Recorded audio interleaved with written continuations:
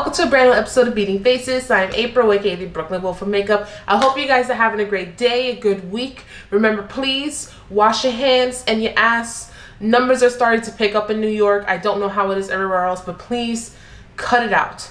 It only takes 5 minutes to wash your ass thoroughly. If Justin Timberlake and Madonna can save the world in 4 minutes, you can take 5 minutes to wash your ass. I'm over it. If you guys are fans of both makeup and wrestling, make sure you hit that subscribe button. I know my channel is a little unconventional, but it is nothing but fun and wrestling and makeup. And as you can see by the title, I hope you hear the battle cry, because I sure do. The next husband we're going to be talking about is the cleaner, the best bout machine, Mr. Kenny Omega. That's right, I got the little Funko. I'm obsessed. If you guys know me, I am a big Funko head. I needed to get his Funko. I'm kind of upset that I took him out of the box, because hopefully if the world ever comes back to normal and we have normal meet and greets, I would love to meet him and have him sign it. But I am going to be picking up his action figure soon, so that will definitely be something. So stay tuned to see why this man is on my husband list, and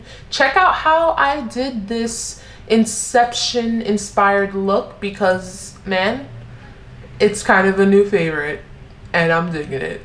I hear the battle cry under the yellow sky.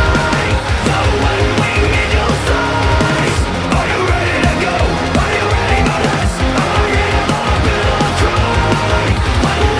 the yellow sky. Once the dreams will never die. Are you ready to go? I just want to put it out that there's only one wrestling Terminator, and that is Kenny Omega. So for any other, wrestlers who want to be thinking that they're machines, you can be a machine, but you cannot be a Terminator. So get your own damn clap. Alright guys, you already know the drill. Brows are done. This eye is primed. This is the look we're going for today. Since we are on the theme of recreating wrestlers' gear color-wise, I am doing Kenny Omega's gear from Wrestle Kingdom 13, which was also inspired by the company called Razer. They're a gaming company for really big PC gamers, and since Kenny Omega's a big gamer, his gear was inspired by the company, and I'm doing a color inspiration from that gear inspired by the gaming company. So this is kind of like an inceptional recreation. Well, inceptional inspiration, but you know what I'm talking about. So we are continuing the hashtag List a Husband series with husband number 3, which is the cleaner, the best bout machine, Mr. Kenny Omega. And in this series, I just wanted to talk about some of my, favorite husbands that are on the list, where I first saw them, what is it about them that attracted me to them, and also some of my favorite matches of theirs, and also matches I would recommend. Now, Kenny Omega, he is not new to the wrestling world, but there are a lot of new wrestling fans coming in the mix, and maybe they haven't really seen a couple of his matches or any of his matches outside of AEW. So I am going to talk about some matches that he's had outside of AEW that are on my favorites list / recommended list, and hopefully you guys can check them out. And if you have some mixed feelings about him from what you guys have been seeing on AEW, maybe check out some of these matches and might change your mind. So let me stop talking and get onto the eyes, because this might be a long one. Yes, I am wearing my AEW sweater, not just because this is a Kenny Omega episode, it's chilly in my apartment and I really love this sweater. It's so warm. Kenny Omega. Now, what is there to say about this guy that hasn't already been said? He is a very, big name in the wrestling world who is not with WWE.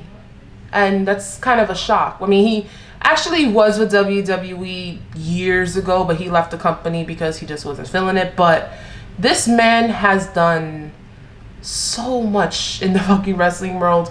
And the community, they either love him or they fucking hate him.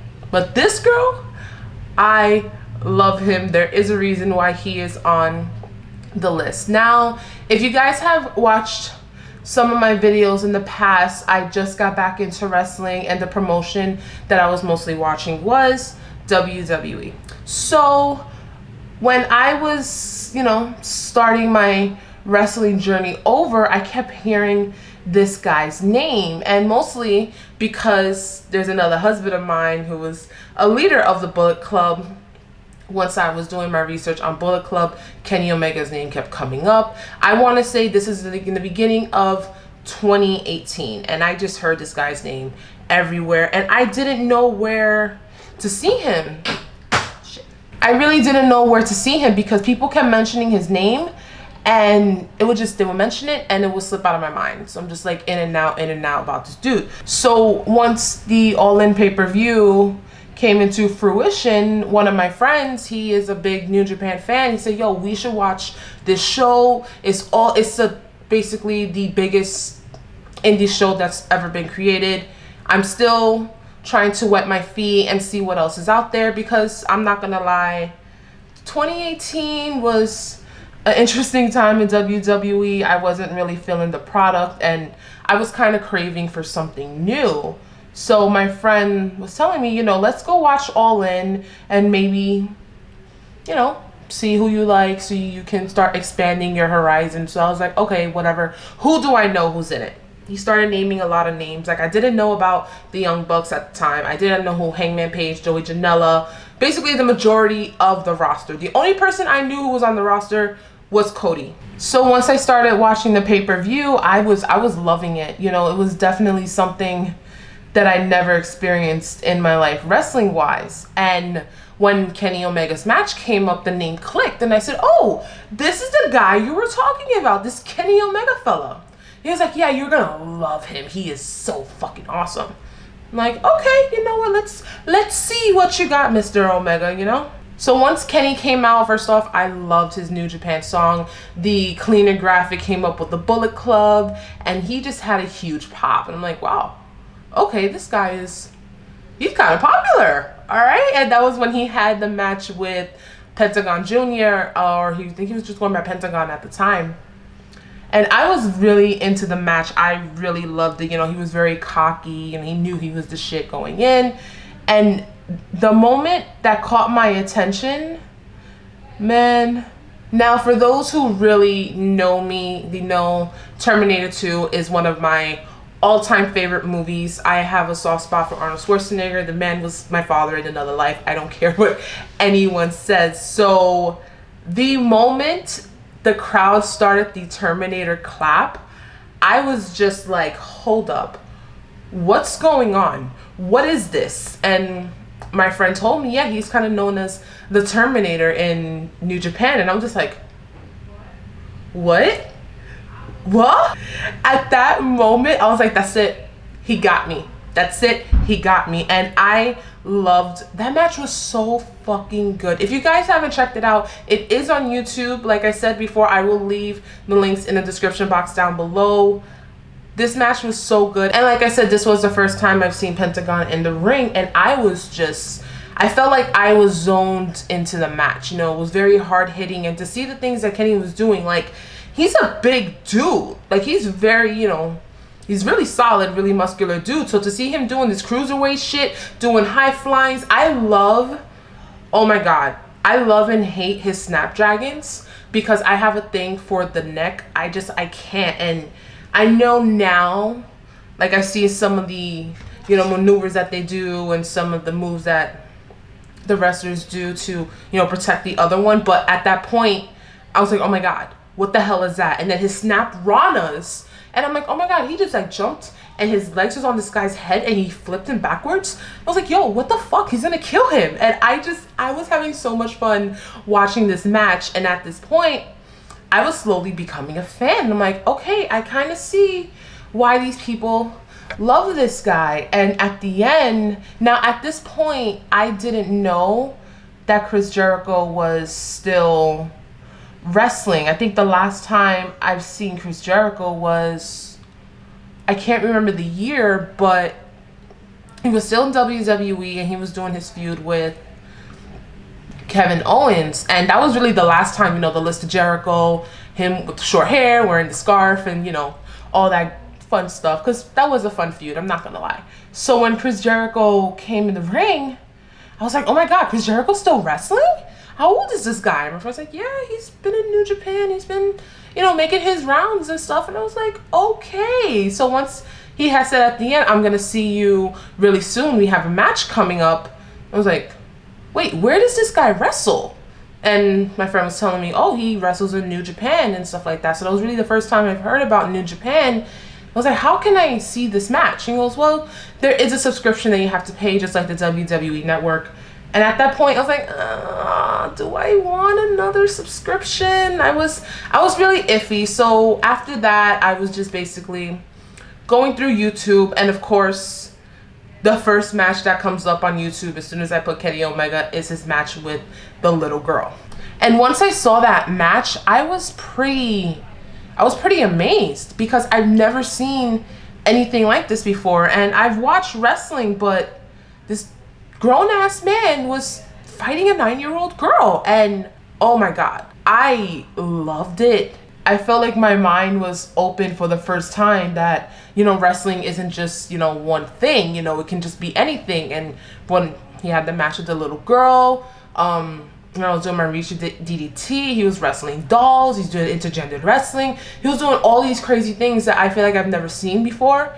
And I was just like, that's it, I need to know more about this guy. This is insane. So while I was still on my Bullet Club journey, still learning about their stuff, started seeing a couple of his little things. The fact that he based his character off 80s, you know, action movies, you know, like Rambo, Terminator, his maneuvers, the style, everything. The whole cleaner thing with him coming out with the broom and the garbage cans and the cold spray. I was just loving it, and I'm just over here like, wow, this guy is different. And he's so fun. He's fun in the ring. He has some hardcore crazy matches. He's silly. And I was like, wow, this is something different. And I felt like this was something I needed in my life. So now I just want to talk about some of my favorite matches of his. Like I said, these aren't all of my favorites, but these I feel they'll hold a special place in my heart. And also these are a must watch, because I don't think I've seen a bad match with Kenny Omega. I haven't seen all of his matches, but these I don't think I've seen any bad ones. And one of them, it frustrates me so much.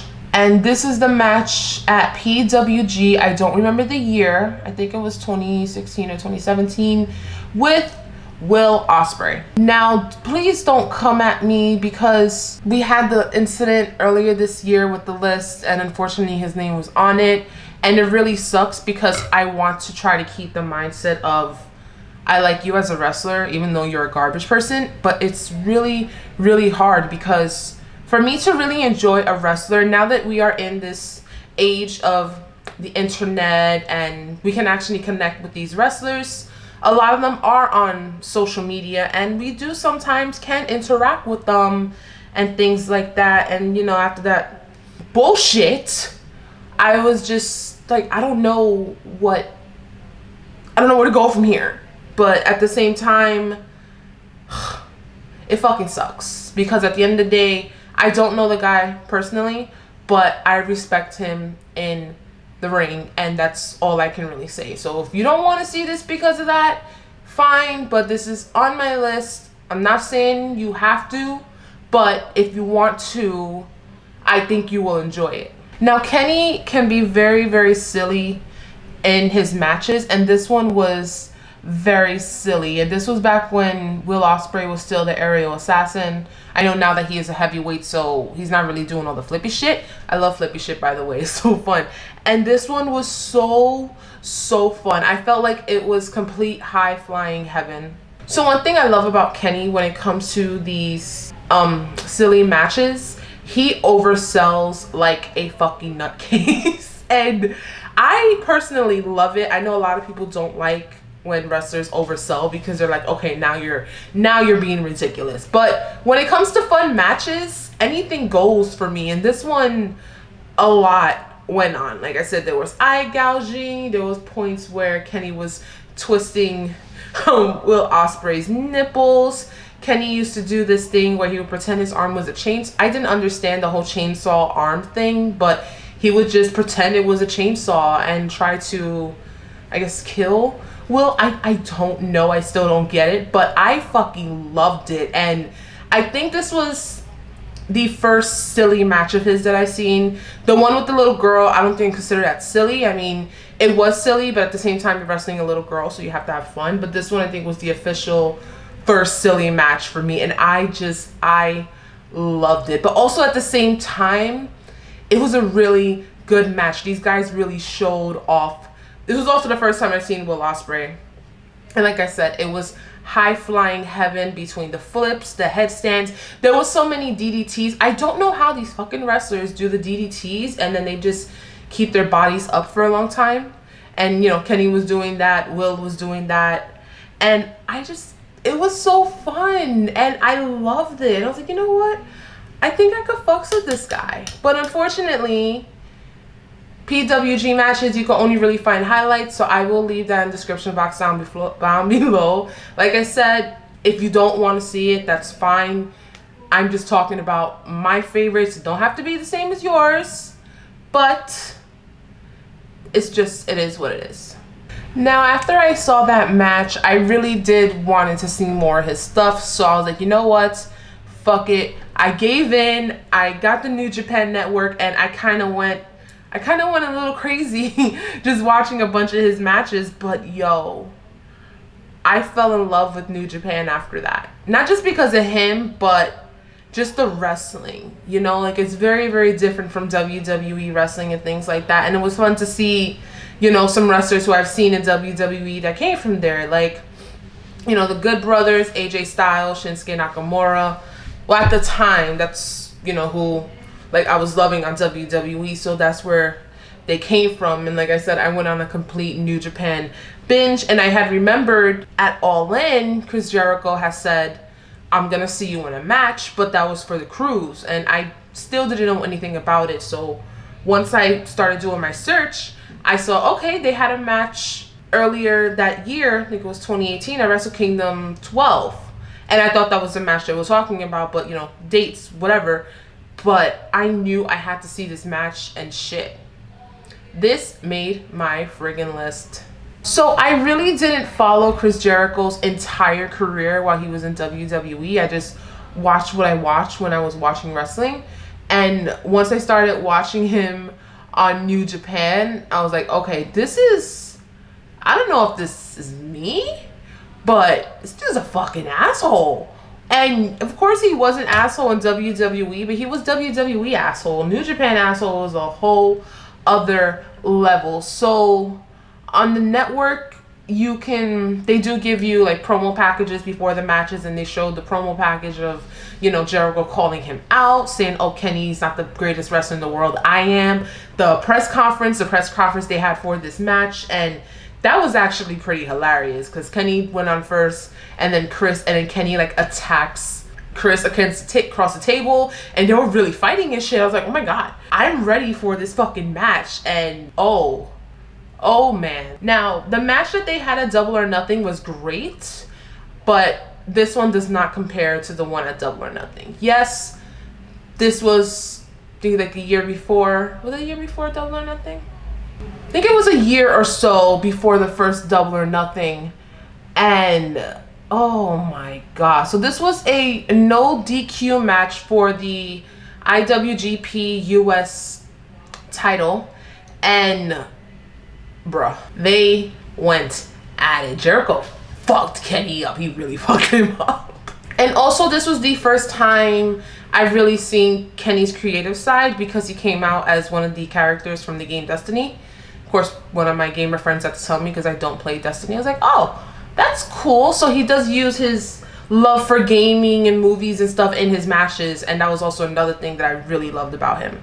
And also, when he used to do his stuff back in like in the indies and things like that, he used to do the Hadoukens from Street Fighter. And it's like, oh my god, he's doing video game moves. That is so adorable. But yeah, this freaking match was beast. They went all over the place. I think it was maybe, I want to say 5 to 7 minutes in the match, and Kenny was already diving towards the commentary table, and they broke the table, and then fucking Jericho, I think, caught him No, he didn't catch him, but as soon as he dived on him, he just grabbed him and started doing the walls of Jericho on top of the broken commentary table. There were no ladders. There were chairs. There were just shit ton of tables. Oh man. And New Japan don't really do a lot of, you know, matches like this. I think Kenny was in the first ladder match in New Japan. I would have to double check that, but I think so. And this was, like I said, the first time I've really seen Chris Jericho as a huge asshole. You know, he was grabbing the camera, he was cursing out the audience, mocking them when they were chanting Kenny's names, and I was so sucked into it. But he really made Kenny shine. I think that was the Alpha versus Omega match. Like, who is really the greatest wrestler from Winnipeg? I mean, it's not like Kenny needed, you know, to be put over, but to have a crazy match with Jericho, I knew Kenny was going to win. Like I said, when it comes to these matches, I really don't look up who wins. I just want to see it, but I already knew that Kenny was going to keep the title because, hello, he was kind of the king of New Japan. Well, kind of, sort of, not really, but in that sense, if that makes sense.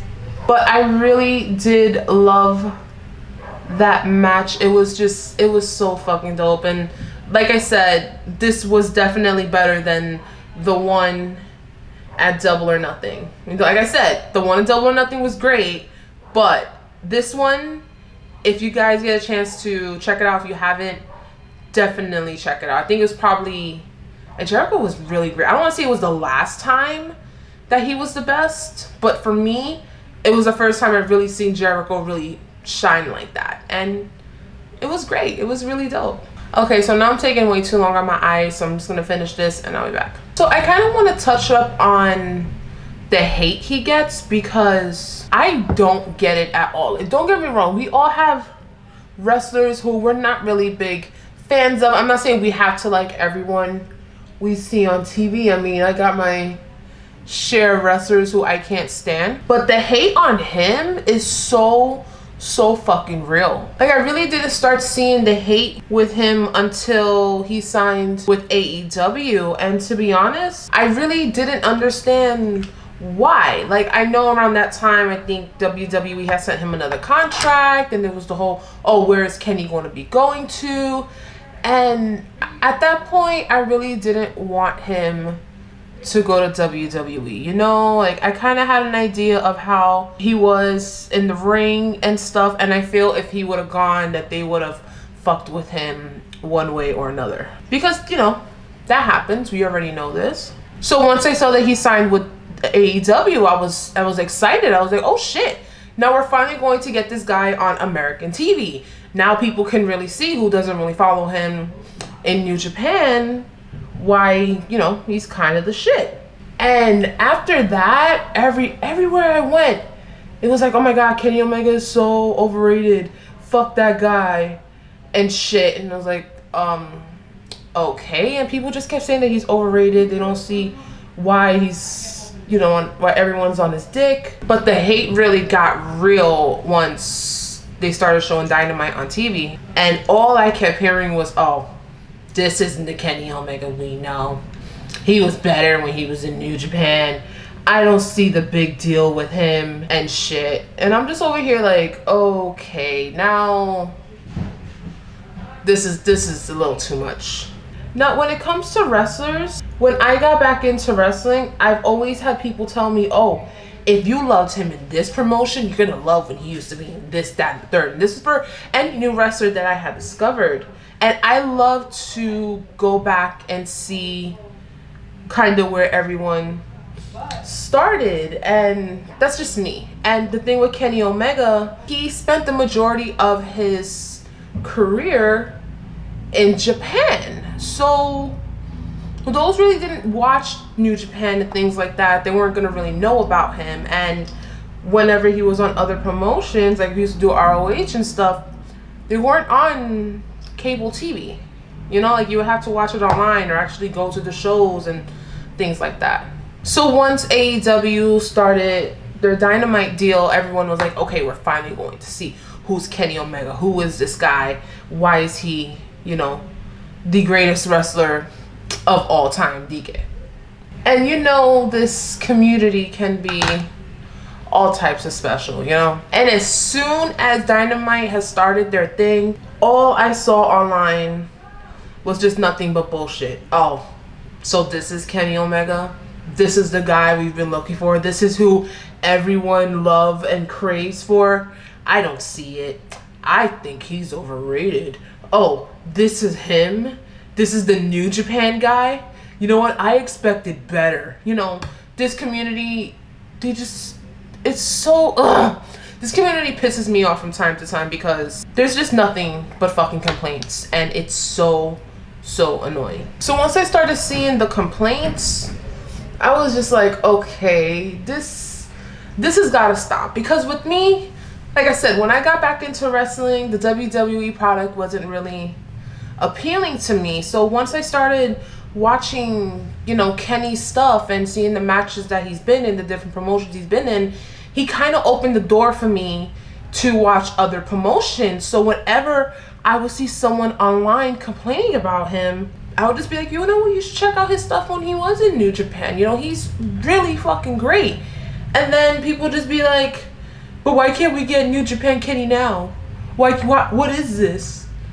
Now, if you guys haven't watched a New Japan match, those are not for, I don't want to say, kind of not for the weak, because they are very hard hitting, but the shit that he's done are completely out of this world. And I understand why people will want to see more of him now, because it's like, okay, we got him on TV, let's see it. But like I said, the dude was in Japan for 10 years. He's done basically not everything, but he's traveled the world, wrestled some of the best ever. So now he is in his late 30s. He's been wrestling for almost 20 years. So now he's on TV. He's giving us everything he can give. And it's not like he's had shitty matches. Like, people make it seem like since AEW's been on TV, Dynamite's been on TV, which has been a year, that all his matches sucked. And they haven't. Like, he's had some great matches. Like, he's had the Iron Man match with Pac, the freaking tag match with him and the Young Bucks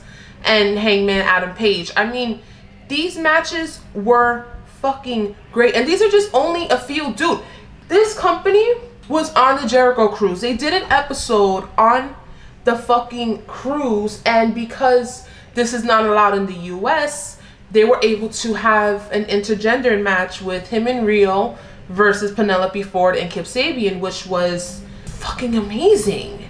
So little things like this is like, hello, you making it seem like Kenny Omega sucks right now. No, the guy has been wrestling in fucking Japan for years. Their matches are not for the light of heart, so there is a lot of damage to the body, and also he has to adjust with what he can do.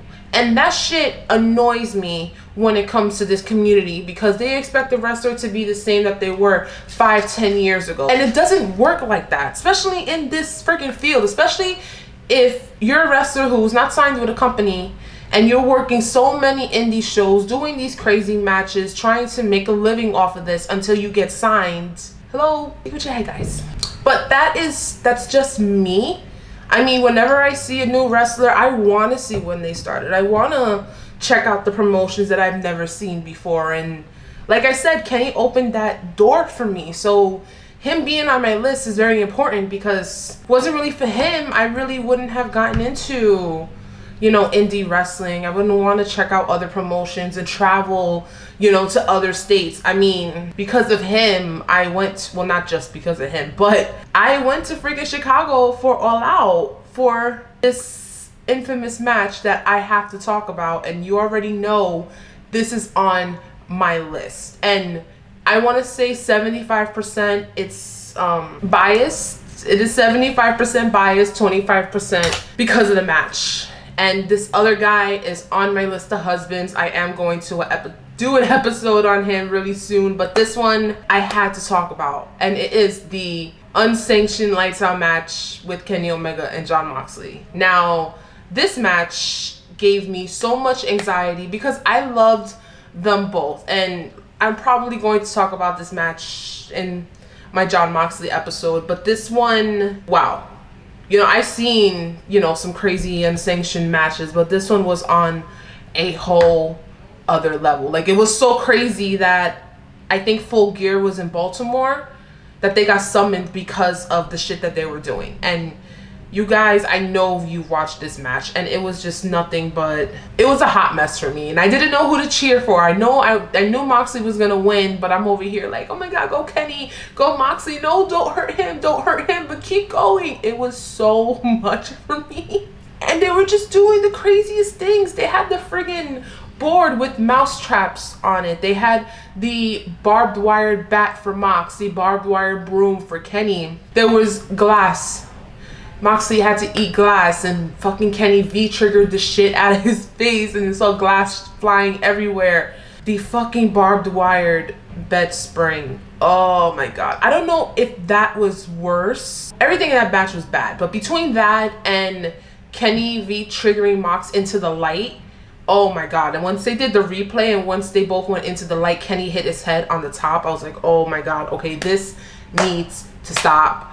I can't deal with this. And yo, I think I was kind of done with once Kenny did the Phoenix Splash on top of the rope. And I don't remember the last time I've seen this guy do something off the top rope. Like when he does his You Can't Escape, he always does it on the second rope. But he did the fucking Phoenix Splash off the top rope, and he hit the shit out of his head. And this was on wood because Mox had pulled off the mat because, you know, it's unsanctioned. They can do whatever the fuck they want. And I love that match. And it wasn't just because of Moxley, but it was because, you know, I have such a history with Mox. I will save that for that episode, but I've never seen Kenny in a match like this before. Like, he did do a dark match like this with Joey Janela, but it was not as brutal as this one. But this match will forever be on my list for both. And like I said, I'm probably going to talk about this match again, but I don't care because I love these guys. But Kenny really showed out in this freaking match. And like I said, fucking Baltimore, I think that's where, again, they have Full Gear. They got fucking summons for that match. And it's like, fuck it, bad boys, what you gonna do? They got fucked up in the ring. But this really shows that Kenny is really trying to be, just trying everything. You know, he said in the interview that he wants to be, people call him the best wrestler in the world, but he doesn't feel like he's there. So that's why he's doing all these crazy matches and why he was tag teaming with Hangman to, I guess, bring back his tag teaming skills or try to be a better tag partner. So it's little things like that that really just catches me. Like, wow, this man is not just, he's not just a one-trick pony. You know, he wants to do all the tricks. Now this other match, oh man, oh fucking man, this is another New Japan match.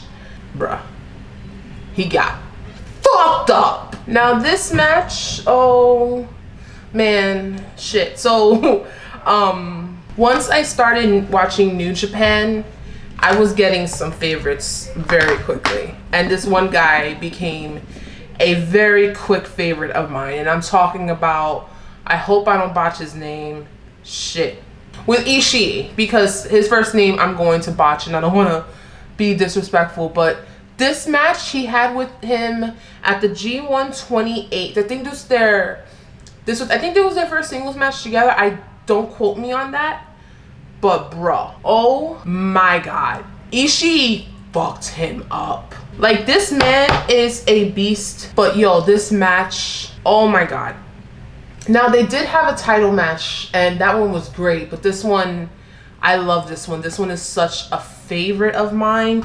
This match was angry.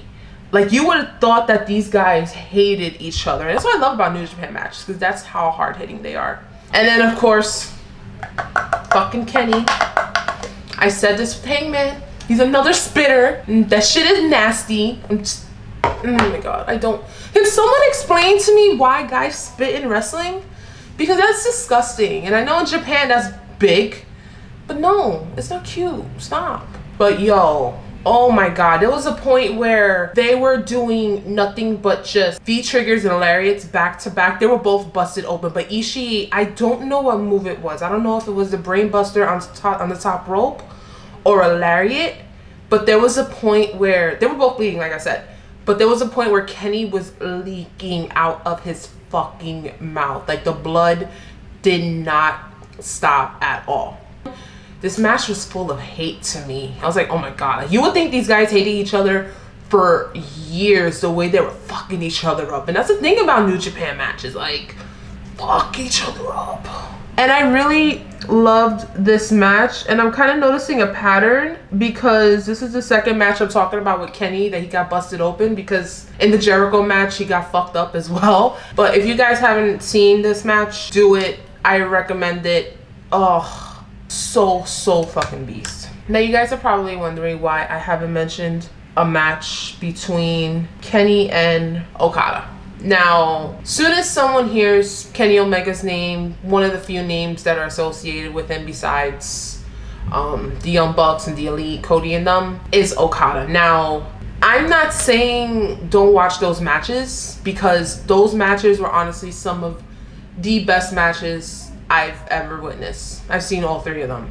But a lot of people have watched them. But for the sake of those who haven't watched any of them, check them out. Those two are just so, oh my god, those two together in the ring, it's so crazy and it's just madness. Like, those two, shit, they're amazing. These two are amazing. They had their, I think, 75-minute match where Kenny won the title. It was a 2 out of 3 falls match.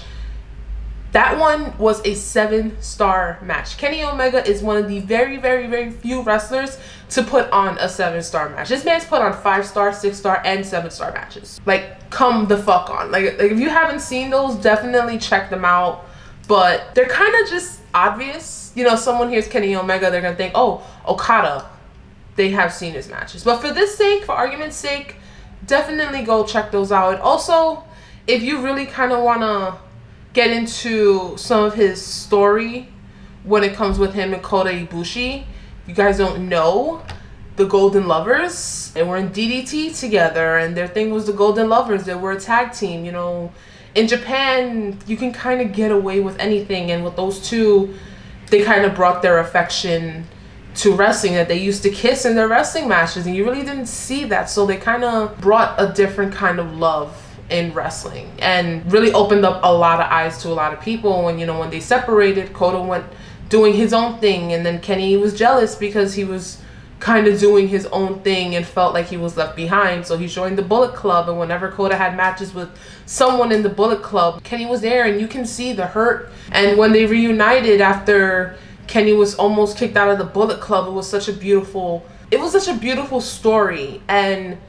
there is kind of a feeling that it wasn't just only a story. I feel like a big part of it was in real life, like how they probably were lovers, and no, they were best friends and shit, but they probably were on that level. And there's this great video, I'm definitely going to put the link in the description box, the entire story of the Golden Lover story. And even when I saw this, just to see it from the beginning to the end and not just in New Japan, it's like, shit, it's so fucking beautiful. So if you're into great storytelling and little things like that, I'll definitely leave that down below. It's really something to check out. I personally love it, and it just really shows that wrestling is not just one thing, and Kenny really broke the barrier with him and Kota. Alright, and this is the final look. I have to throw on my Kenny Omega shirt. Oh, I forgot something. Boo, I kind of wanted to draw a little Omega sign, but I can't find my liner. Oh well. But yeah, this is the final look. I really do love it. Guys, give the dude a freaking break. You know, from what I've seen on Twitter and from interactions people's had with him, he seems like a great guy, very humble, very sweet. It's just wrestling, okay? Don't try to take it so personal when it comes to matches and how a wrestler wants to perform in them or anything. So just cut it out. But if you guys want to see some of his stuff that was outside of AEW, I will leave everything in the description box down below, as well as every single product I have used today. Shit. Honestly, if it wasn't for Kenny Omega, I really wouldn't be checking out all these other promotions or want to get in depth with the indie scene and want to just see what's out there, because anything and everything can be wrestling. It's not just one thing. So just have fun. Wrestling's supposed to be fun, and this is exactly what he brings to the table, is great matches and a lot of fun. So thank you guys for tuning in, And I hope you guys have a great day. Make sure you wash your ass because I'm sick of it. And I will see you guys soon with the next hashtag list of husbands episode. Take care, guys. Bye.